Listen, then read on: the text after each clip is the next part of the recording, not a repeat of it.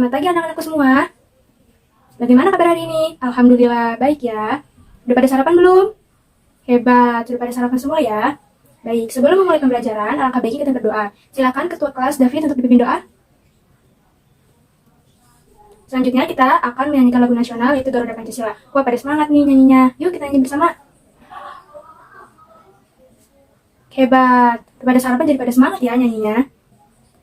Baik, Ibu akan mengecek kehadiran kalian dulu ya.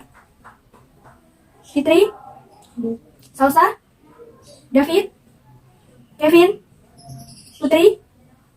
Wah, rajin-rajin semua ya anak-anak Ibu hadir semua nih. Bagus. Ayo coba perhatikan ke depan. Siapa yang masih ingat materi apa yang kita bahas di pertemuan yang lalu? Ya, betul sekali Kevin. Teks non-fiksi. Ada yang tahu apa itu teks non-fiksi? Ya, betul. Teks non-fiksi adalah bacaan yang berisi tentang fakta-fakta atau peristiwa yang benar-benar terjadi. Contohnya ada yang tahu? Ya, Salsa? Ya, benar. Biografi, karya ilmiah. Apa lagi? Ya, betul sekali, David. Selanjutnya yang coba perhatikan ke depan. Ini ada yang tahu gambar apa? Ya, benar sekali. Ini gambar peristiwa bencana alam tanah longsor. Ada yang tahu bagaimana proses terjadinya? Ya, benar sekali.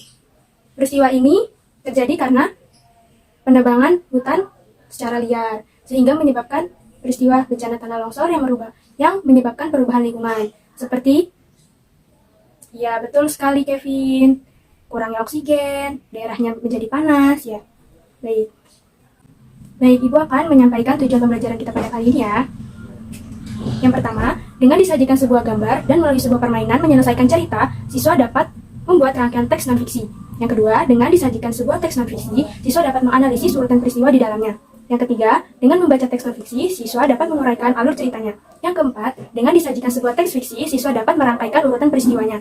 Yang kelima, dengan didasarkan pada urutan peristiwa teks fiksi, siswa menentukan latar ceritanya. Yang keenam, dengan hasil pengetahuan yang dimiliki, siswa dapat mempresentasikan hasil di depan teman-temannya. Baik, selanjutnya Ibu akan membagikan kalian menjadi 5 kelompok, yang setiap kelompoknya terdiri dari 4 orang siswa. Sudah pada penuh pilihan kelompoknya? Baik, sekarang silahkan amati gambar yang Ibu sajikan, yaitu gambar ya peristiwa siklus air. Akan Ibu beri waktu 15 menit untuk kalian diskusikan bagaimana proses terjadinya peristiwa siklus air tersebut ya. Baik, sudah pada selesai semua ya. Akan Ibu ajak kelompok yang presentasi di depan. Kita akan presentasi dengan bermain, melanjutkan dan menyelesaikan cerita.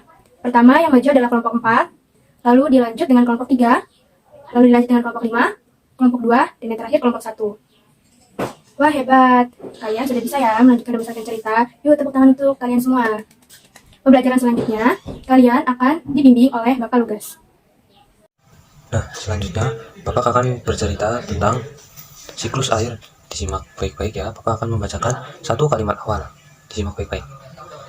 Peristiwa siklus air merupakan peristiwa sehari-hari yang sering tidak disadari oleh manusia. Nah, selanjutnya akan dilanjutkan oleh kelompok 1. Tadi kan sudah dibentuk kelompok kan ya. Silahkan dari kelompok 1 dibacakan satu kalimat saja, kemudian dilanjutkan oleh kelompok selanjutnya sampai teks atau cerita ini berakhir. Dapat dipahami? Oke, kalau dapat dipahami silahkan. Nah, selanjutnya kalian akan berdiskusi secara berkelompok ya, mengerjakan LKPD dengan menuliskan urutan peristiwa perubahan lingkungan yang sebelumnya sudah diselesaikan ya, dengan permainan menyelesaikan cerita dalam bentuk peta pikiran. Gimana? Dapat dipahami? Apakah ada kesulitan? Kalau ada kesulitan bisa langsung bilang ke Bapak saja, oke? Nah, gimana anak-anak? Apakah sudah selesai mengerjakannya? Kalau sudah, kita diskusikan bersama-sama ya.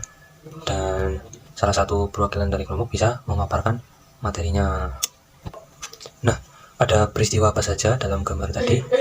Ada peristiwa hujan, kondensasi, penguapan. Kemudian di situ juga ada siklus yang pendek, sedang, dan ada yang panjang. Seperti itu anak-anak. Apakah hal lain? Nah, di situ airnya berputar ya anak-anak. Yang tadinya sebuah uap menjadi sebuah air. Seperti itu berulang-ulang siklusnya. Halo anak-anak semua. Tadi kalian telah belajar dengan Bapak Lugas ya. Sekarang kalian akan belajar dengan Ibu Hana. Ini anak-anak kurang semangat ini. Baik, di sini Ibu akan ajarkan tepuk semangat supaya kalian lebih bersemangat lagi. Ikuti apa yang Ibu lakukan. Tepuk semangat. Semangat. Semangat. Nah, jadi mudah sekali kan? Sekarang kita lakukan sama. Tepuk semangat. Semangat. Semangat. Nah, begitu anak-anak supaya kita lebih semangat lagi. Baik, tadi kalian telah menyajikan hasil dari kerja kelompok kalian di depan kelas. Apakah dari kalian ada yang ingin ditanyakan? Jika sudah tidak ada, sekarang Ibu akan mengulas sedikit mengenai apa yang telah kalian sajikan. Nah, dari semua kelompok, Ibu lihat sudah betul jawabannya. Dan Ibu rasa kalian sudah paham semua. Jadi, di sini itu ada 3 macam siklus air. Yang pertama, yaitu ada siklus pendek. Siklus pendek ini yaitu terjadi air yang ada di laut itu akan mengalami penguapan atau evaporasi. Lalu dilanjutkan dengan kondensasi, dan akhirnya akan hujan, airnya akan turun ke laut lagi. Lalu yang kedua, yaitu ada siklus sedang. Pada siklus sedang ini hampir sama, yaitu air dari laut akan mengalami penguapan atau evaporasi, lalu mengalami kondensasi. Setelah itu, awan yang ada di langit akan bergerak menuju ke daratan, sehingga hujan akan terjadi di atas daratan. Nantinya, air hujan itu akan turun ke tanah, dan akan meresap, sehingga mengalir lagi ke air laut. Nah, yang ketiga, yaitu ada siklus panjang.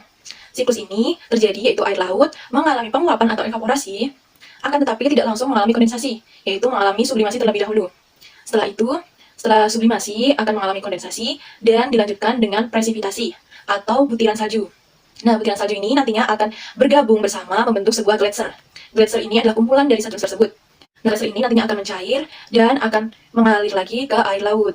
Nah, begitu ya anak-anak. Jadi jawaban dari kalian semua sudah betul. Ibu hanya menambahkan sedikit saja. Jadi kalian di sini sudah paham untuk menguraikan peristiwa non-fiksi. Untuk menambah wawasan kalian, sekarang Ibu akan membagikan LKPD individu, di mana nantinya kalian akan merangkaikan sebuah peristiwa fiksi dan tahu latar ceritanya. Baik, yang pertama, itu sesuai dengan langkah kegiatan, kalian akan membaca teks fiksi yang berjudul Asal-Usul Danau Toba. Ibu akan beri waktu selama 20 menit, kalian harus membacanya ya anak-anak. Nah, nanti kalian akan dipandu oleh Ibu Liza selama melakukan kegiatan LKPD individu. Baik, sekarang kalian akan belajar dengan Bu Liza. Kalian sudah baca tadi teks yang diberikan Bu Hana tentang Asal-Usul Danau Toba. Kalau sudah, kalian buka pada lembar LKPD, terdapat beberapa gambar. Kalian perhatikan. Kalian rangkai gambar-gambar itu berdasarkan urutan peristiwa yang terjadi pada teks cerita Asal-Usul Danau Toba. Setelah itu, kalian analisis, kalian tentukan latar cerita pada teks tersebut. Latar cerita misalnya latar tempat, latar waktu, dan latar suasana. Kalian bisa tulis jawabannya pada lembar jawaban di bagian belakang LKPD yang sudah kalian dapatkan. Nanti Ibu beri waktu 10 menit untuk mengerjakan, dan setelah itu bisa dikumpulkan di meja Bu Guru. Baik anak-anak, semuanya sudah ya. Sekarang ada yang mau ditanyakan terkait pembelajaran hari ini? Tidak ada? Sudah paham semuanya? Pintar. Kalian sudah belajar apa hari ini? Iya, menganalisis urutan peristiwa teks non-fiksi. Teks non-fiksi ada apa saja? Berita, artikel, opini, dan masih banyak lagi ya. Setelah itu kalian belajar apa lagi? Menentukan latar cerita teks fiksi. Ya, betul sekali. Teks fiksi ada apa saja? Dongeng, fabel, legenda, cerpen, novel, iya, dan masih banyak lagi. Sekarang kalian kerjakan evaluasi yang akan Ibu bagikan. Kalau ada yang tidak paham, boleh bertanya kepada Bu Guru. Kalau sudah selesai, bisa dikumpulkan di meja Bu Guru ya. Ibu Guru beri waktu 10 menit untuk mengerjakannya. Baik, sudah selesai semuanya? Sudah dikumpulkan di meja Bu Guru? Ya, pintar. Untuk belajar di rumah, kalian tulis di kertas ya. Kalian cari teks, boleh fiksi, boleh non-fiksi, apa saja.